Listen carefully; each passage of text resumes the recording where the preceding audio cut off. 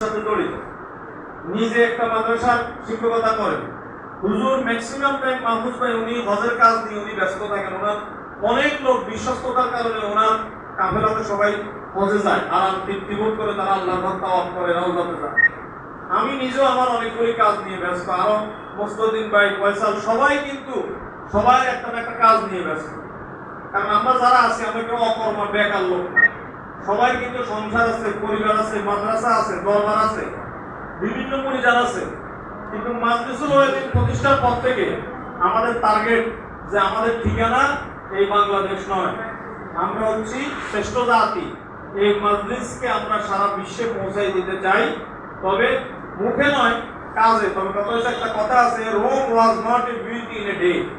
ইটালির রাজধানী রোম শহর পৃথিবীর সবচেয়ে প্রাচীন একটা শহর, যেটা খুব সৌন্দর্য, ইতিহাসের একটা সুন্দর একটা প্রাচীন লাবণ্যভূমি, কিন্তু এটা হইতেও কিন্তু 600 বছর সময় লাগছে। আর যে জিনিস যত তাড়াতাড়ি হাই হুলস্থুল করে হয়, ওর মধ্যে নিয়ন্ত্রণে বোম একটা, কিন্তু বেলুন একটা ফুটে বেশি বড় হয়ে যায়, এক ফুললে অনেক বড় হয়ে যায়, কিন্তু সামান্য একটা গুটা লাগলে ওটা শেষ। এই জন্য মাজলিসুল ওয়াইদিন কাজ করবে, তবে খুব ধীরে সুস্থে, শান্ত এবং আপনার সকলের মতামতের ভিত্তিতে। ইনশাআল্লাহ আপনারা মাজলিসের ব্যাপারে, আমি যেহেতু মাজলিস করি, আমি মাজলিসের প্রশংসাই করব, কিন্তু মাজলিসের কোনো ভুল হলে সেটা বলবো না, বিষয়টা এটা। মাজলিসের যদি কোনো রকমের কোনো সদস্যদের মধ্যে আপনারা কিছু দেখেন, কেউ যদি আপনাদেরকে রিপোর্ট করে আমাদের কেন্দ্রীয় পরিষদকে বলেন, আমরা ইনশাআল্লাহ মানুষ, আমরা তো ফেরেশতা না, আমরা ভুলের ঊর্ধ্বে নই, আমরা সংশোধন করব, আমরা মস্কাবো কিন্তু ভাঙবো না।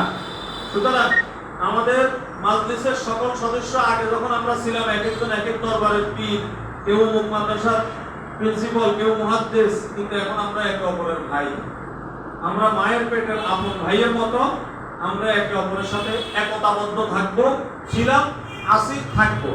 একে অপরকে আপন মনে করবো, এটা মনের কথা, মুখের কথা নয়। আর মাজলিসের আগামী দিনের কর্মসূচি ইনশাআল্লাহ ব্রাহ্মণবাড়িয়া কমিটি, আমাদের মুসলিম ভাই যদি সহযোগিতা করে তাহলে আমরা কমিটিটা করে ফেলবো, 10 জন আলেম নিয়ে হোক, তারপর আমরা করব। আর লক্ষ্মীপুরে, আমার লক্ষ্মীপুরের আন্ডারে 5টা থানা আছে। লক্ষ্মীপুর থানার মধ্যে সব থানাগুলি মিলে একটা জেলাতে আমি ইনশাআল্লাহ অন্তত 40-50 জন ওলামা, ইমাম, খতিবদেরকে নিয়ে আমি একটা কমিটি ইনশাআল্লাহ উপহার দেব। তারিখটা আমরা আজকের মিটিংয়ে আমাদের যুগ্ম আহ্বায়ক মহোদয় ওনারা আছেন, আমি ওনাদের সাথে পরামর্শ করে, সদস্য সচিব আছেন, আমরা একসাথে